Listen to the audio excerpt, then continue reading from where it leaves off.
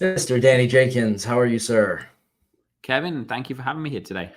No, my pleasure. My pleasure.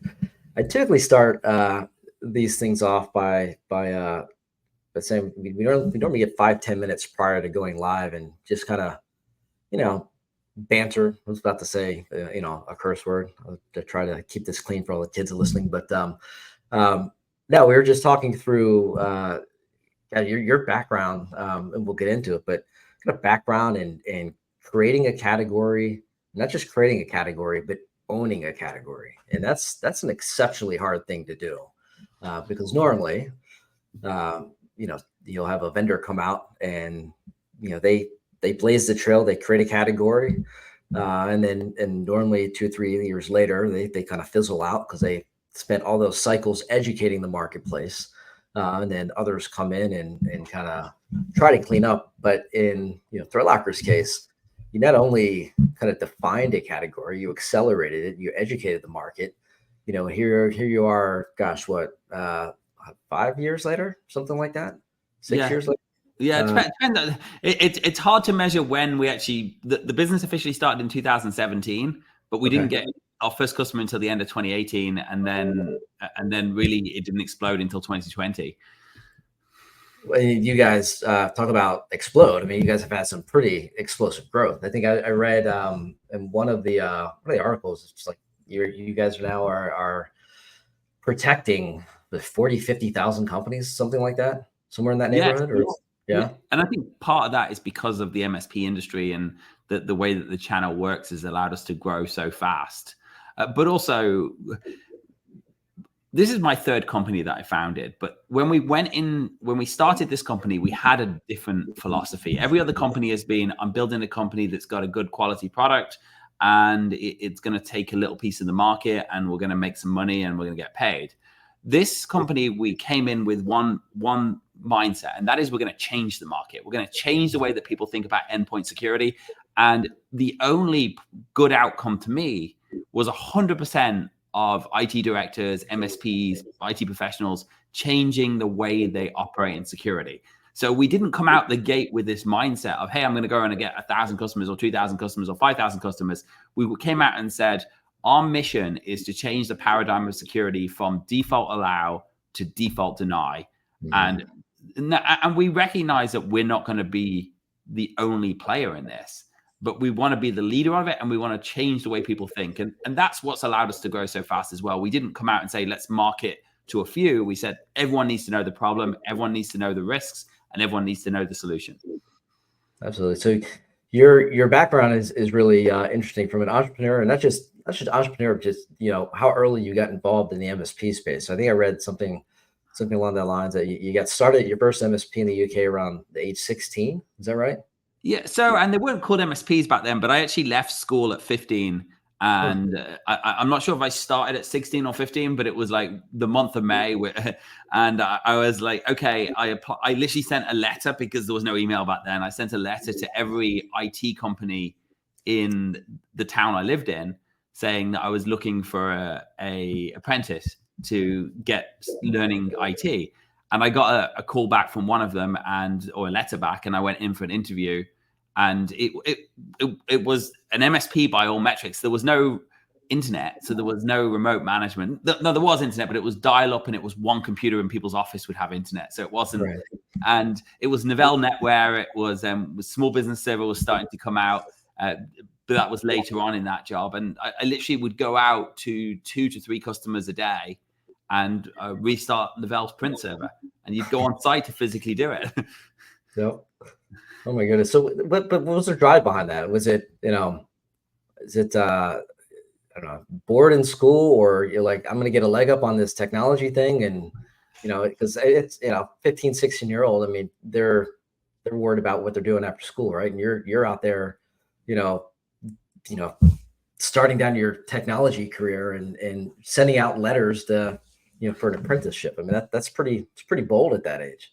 Yeah, so I think there's a few different factors. One is I got into technology actually about 14 years old, maybe 15 years old, and there was a computer at school, and I just started breaking it apart. I was running Windows 3.1, and I started looking at everything you could do, checking all the settings, getting quite geeking out on it, if you like.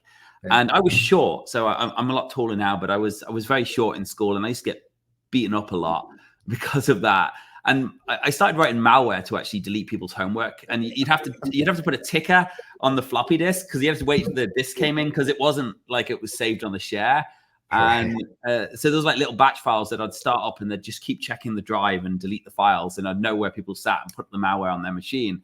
So that kind of got me into the technology space. And there's not too many things I'll say my father's responsible for, but he was like, you just got to write to every company in the town to get an apprenticeship. It was like £50 a week, so $60 a week wages. But I just wrote to went through the yellow pages, every single IT company. We wrote a letter or mailed it out, and just said I wanted to get an apprenticeship. And that was, I just wanted to work in technology. I love technology, and it was something that it seemed so easy for me.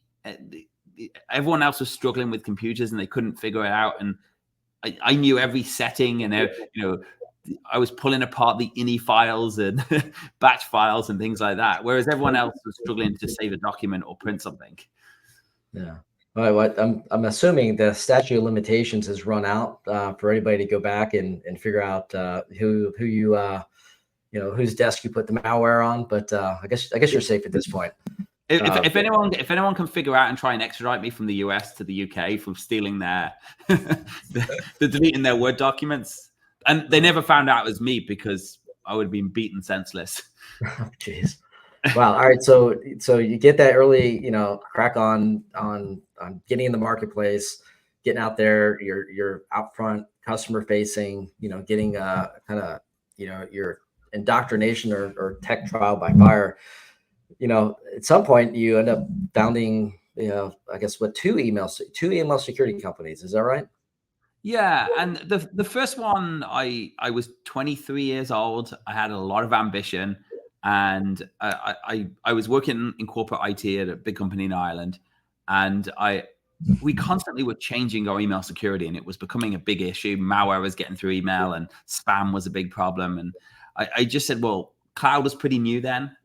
So I said, well, we need to just put something in the cloud, because email has to come through the cloud anyway. And we started a company called MX Sweep, and it was an experience for me, because I learned that investors can be sharks, and every decision I've made on investment since then has got that cognitively. And I lost control of the business, and it ended up with me suing the investors with an 18-month lawsuit. And they sold the business later on. But I mean, ultimately, the business was successful. I won the lawsuit. They lost the lawsuit. And it was a good experience, because I got to learn, one is that technology isn't the only important thing in building a successful company. So sales is incredibly important. Marketing, brand recognition, connection with customers, everything like that is really important. So that was one of the big things I learned there. And also how to make sure that investors never get control of your board again. Right.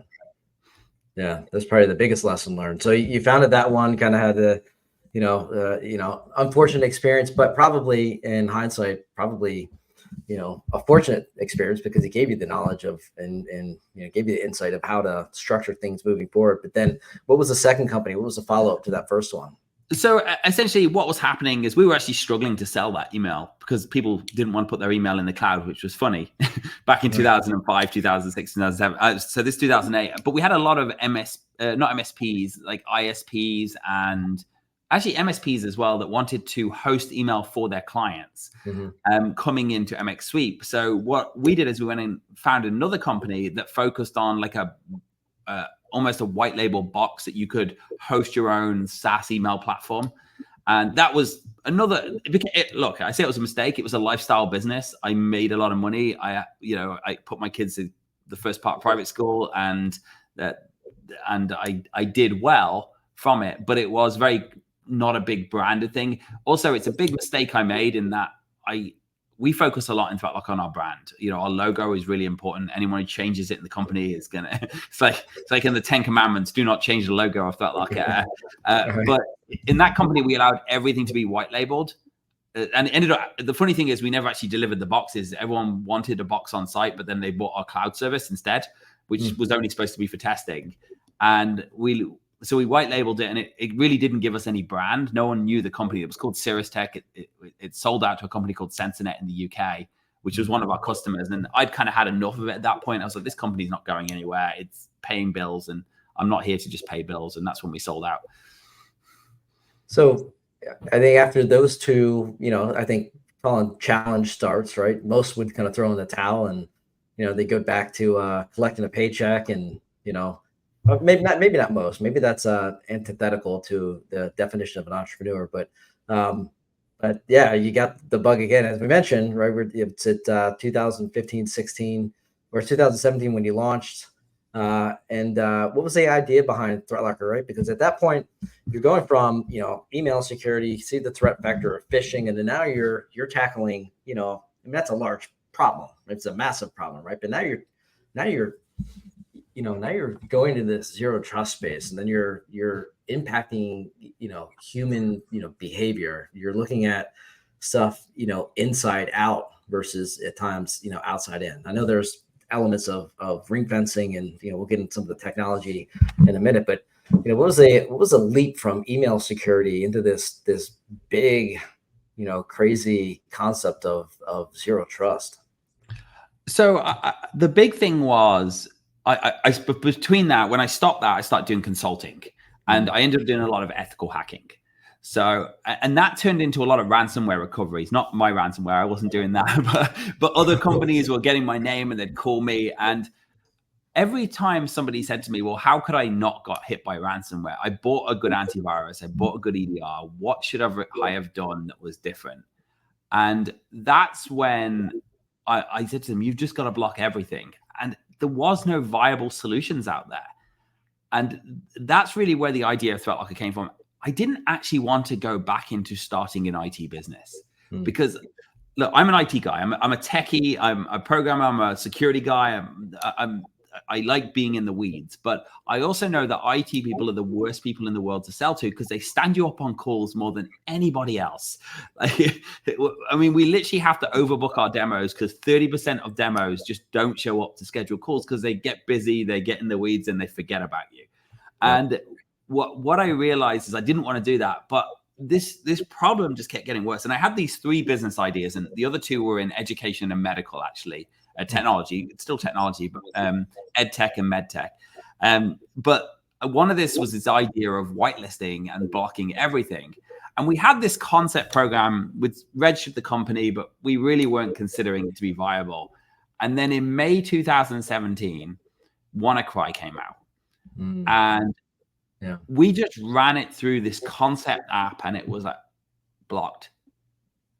And I was like, this is too big to ignore. And if we're going to do this, we're going to do it big, and we're going to make it available to everyone. And it's got to be something that everyone can buy, whether you're a small business or a big business. And that's really why I got into it, because I wanted to change. I was like, this is too important for people not to do it. And we were looking after our kids' school IT at the time, and they were constantly battling malware, but never battled ransomware. Right. And this just changed the whole dynamic of their IT environment. They went from malware every week or every other week to not a single incident of malware since. And it's like, if we can change the way that IT functions like this, then the bad guys suddenly have to work harder, and it's going to be much harder for them to get into our environments. And if we can make it harder for them, then we win. And that was the thinking behind it. It was just, I've got to change the way people think about security. Yeah, and that therein lies that challenge, right? Is that, it's a new, relatively new concept at that point, and you're trying to change people's behavior, and we know what that's like, right? I mean, it's funny. I've recorded another podcast here recently, and we're talking through just basic, password hygiene, right, and just password security, and I've been in the space for 15, 20 years, and it's just perplexing that 15 years later we're still talking about the same issues, and a lot of it just goes back to general human behavior, right? But you kind of sit down this path of changing how people think about security, right? You have kind of the zero trust and the concept of, start by blocking everything and only let through the things that make sense to let through, right? And that is a paradigm shift based on, how people were doing business, because back in the day it was, all right, you light up, whatever piece of hardware or software, and it's like everything's coming through, and then you got to spend, months and months and months trying to, tune workflows and block everything out. And, but you're starting from the inverse, it seems like. Yeah. And that was really it. And it was hard. It was really hard to get people to understand it, not just customers, but investors. And, it nearly put us into a hole. It put us into 150 grand of credit card debt. We were at the point where we were going to have to stop paying our mortgage. And we were like, this is the dumbest idea. No investor will invest. Nobody, everyone. And I've got the emails from security investors that are very well known in the industry saying this is the dumbest idea ever. And we went through this accelerator in 2017, and all they did for 3 months was try and convince us not to do what we wanted to do, was switch it to an EDR, switch it to an EDR, switch it to an EDR. I was like, but there's loads of EDRs, like they don't work. So we need to block by default. We need to ring fence. We need to do all these other things. And everyone was pushing back saying this is not the right thing to do. But it's funny because once people started using it, they'd start telling people about it. And 70-80% of our business comes from referral now. And we spend a lot of money on marketing, but we're not spending money on marketing to get customers. We're spending it to get seeds who will then spread to other customers. So we can, but most of our business comes through referral, through other MSPs who said, no, we use this across our 2008 endpoints and 150 different businesses. And, we love it. We sleep better at night. Wow. So you started out, you get lessons learned from the first business. I think now with ThreatLocker, you're on Series D. Is that right?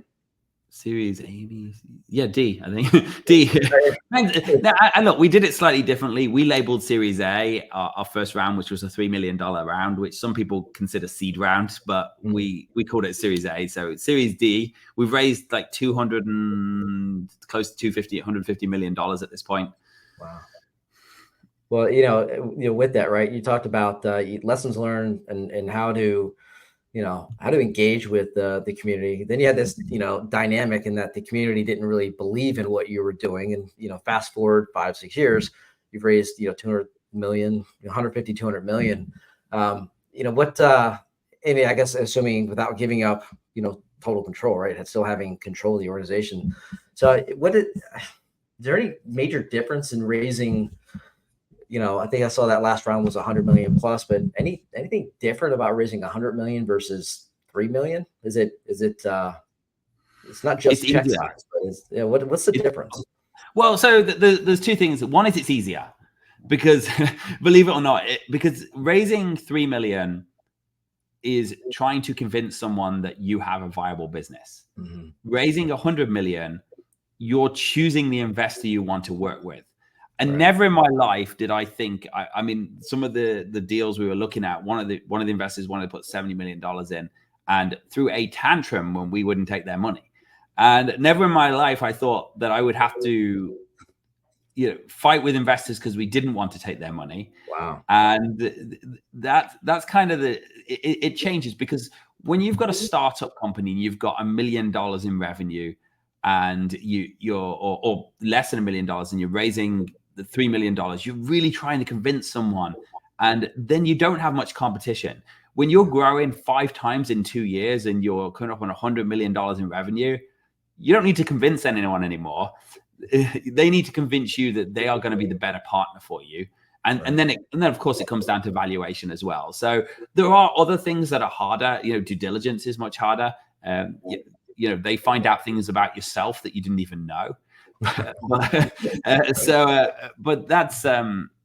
But most of it is actually, once you get past those first few rounds, it's easier, unless of course you don't succeed on the first. If you take $3 million and you double your business or triple or quadruple or 5 times your business, and then you take $20 million and you do the same again, then it gets easier because now people know that you're going to take this, you're going to invest it, and you're going to return. So you've got to be confident that the product you have has a big enough TAM and big enough value to your buyers, and you're going to be able to sell to them. But outside of that, raising capital, like I said, it's easier. It's always hard work, but you're not begging for money in the end. You're choosing an investor. Yeah, no, that's a great position to be in. I think many watching this wish they were in that position, but yeah, just a testament to what you guys have done. Again, creating a category, owning it, scaling it, and then getting to these are pretty significant revenue markers by any measurement when it comes to channel, because most of the channel vendors, I shouldn't say most. I mean, obviously there's some large platforms, but yeah, I'd say 70-80% of them are still still trading at that $3 to $7 million in revenue, and they haven't really had that breakout opportunity like you guys have. I mean, so part of it is, again, testament that you guys head down and kind of plow through the walls and got to this point. But it's also, I think what you picked up on is that I think a lot of people were frustrated with the old way, right? And they knew they probably wanted to evolve and do it something different, but we know how stubborn, and I mean that politely in the best way possible. A lot of technicians are, but yeah, it's just a testament to where you guys have gone. So you got this investment. You guys have obviously tremendous velocity. You've got raving fans. You guys have done, just a excellent job in all aspects of building channel and supporting channel. What do you guys look like in 2, 3, 4 years? I mean, is it $1 billion or bust? Is it acquisitions? Is it add-on, technologies to the platform that you guys have now? So I think our core focus is to and doesn't change, which is to change the world's paradigm from default allowed to default denied. And that's not just the execution of files, but it's ring fencing, it's elevation, it's administrative permissions, it's cloud services, it's everything. It's harden your environment using that default deny. Now, we also added on other features. We added on ThreatLocker Detect, which is an EDR. We had our MDR, which is the fastest MDR in the world. Like, I can tell you, like, you can't even get your phone out your pocket before they're calling you when you start doing bad shit on your laptop. Sorry, you have to. So we're adding on those features, but adding on those features is really about supporting and backing up the other environment. We won't sell any of those features unless you buy our core product, which is you've got to focus on zero trust first. We're not in the market to be sold, so we're planning to actually do a IPO. So we have no intention of selling ThreatLocker whatsoever. We have done some smaller acquisitions. I feel like after the experience we've done, that it's better to focus on building the best technology. And if we're doing future acquisitions, it's got to be because the technology and the team is so good, it's going to take too long. So our focus is, I'd rather build it, because if I take that money and I build it, I know that we have the most passionate engineers behind it. I know that it's written with the same standards that ThreatLocker writes everything else, and that we have the ThreatLocker support behind it as well. So how broad of a platform do you become, a couple of years from now? Because you built, you're talking in EDR, MDR. There's probably, 5 more DRs or whatever that are coming down the pike. But like, how extensive or how broad did this become? Because you're becoming a serious platform play at this point. Yeah, so I think I would like to, first of all, make sure that we own the endpoint in terms of security. We provide the full stack across the endpoint, because I feel like we can at this point, especially operating on a zero trust first basis. We can deliver the best experience on endpoint security for the user, for the IT department, the lowest footprint, and the best support behind that. And then also expand that out into the cloud, into Office 365, into AWS, into other firewalls and other infrastructure. And that's really where I want to focus, is on the user interaction with technology, because that's where our biggest risk is when the user interacts with technology. So if I can think about how do we secure that and how do we continue to secure that, I want to stay away from email. That was the worst business to be in the world. But it's outside of that, I think just giving that the best experience to the user and building that platform from the endpoint and then into where else they interact. So obviously the cloud, email clients, SharePoint, Office 365 are very big parts of that. Yeah. I think we first met, I saw this this new company called ThreatLocker. It's some event. I think it was in Vegas. I can't remember which event it was. I remember Matt introducing me to you guys, and I got the rundown. At that point, yeah, just because background and working on a lot of GovCon, I knew this concept of zero trust. And remember talking to you guys. At that point, I was like, that's exactly what's missing in this industry, and it's just awesome to see you guys create such velocity over the last 6-7 years. I mean, it's just been truly remarkable. I don't think the exception maybe a handful. There aren't very many vendors that have created the velocity and again the loyal fans that you guys have. So well done to you. It's all those lessons learned from those early days that I think are paying off for sure. No, I appreciate that. And one of the things we try and do as a company is make sure that we understand our customers' pain points. And look, we don't do everything right. We make mistakes all the time. I've got 450 staff, and I don't think there's a single day that goes by I don't have to deal with someone done something that they shouldn't have done. But we make sure that myself, I still go out to these trade shows. I still meet our customers. I still spend time with them. And not because I want to hear how great ThreatLocker is, although I hear that 90% of the time, because I want to hear every problem that customers experience. And we make our chief product officer go out, our COO goes out, our CTO goes out, and we try and interact with the customers, and we make sure the support is the best support we can provide in the industry as well. And that means me going over to the support floor and picking up chats and talking to customers as well, just so I can understand what those processes look like and what challenges our customers are having. And that's what makes us better than everyone else when it comes to endpoint protection. Absolutely. I think there's definitely lessons learned in there for any of the vendors that might be watching. I think that's a core critical thing that I think a lot of vendor executives or leaders, founders, CEOs, they and I'm guilty of this as well. I mean, I try to get out as much as I can. And sometimes it's easier to be more operational and behind the scenes and let others get out there. But the found over the years that the more you're out there, the more that you're in front communicating and talking with them, the more, the better ideas that you get, and the faster you can iterate, and the better relationships that you build. So I think, leading from the front like that is important. So any vendor listening to this as well, I think those are pretty solid things to live by. So, well, man, I know you got an empire to build there, and probably have a busy day.